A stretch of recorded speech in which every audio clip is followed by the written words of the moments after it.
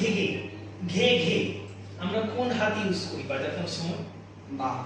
হ্যাঁ, কেমন করে দেখাবে?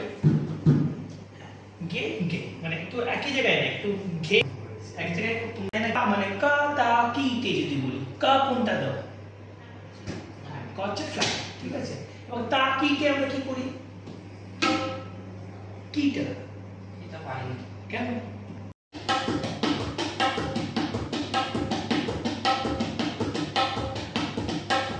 যেটা তুমি বাজাচ্ছ ওটাকে তুমি বলো। কেটে কেটে ডাকো।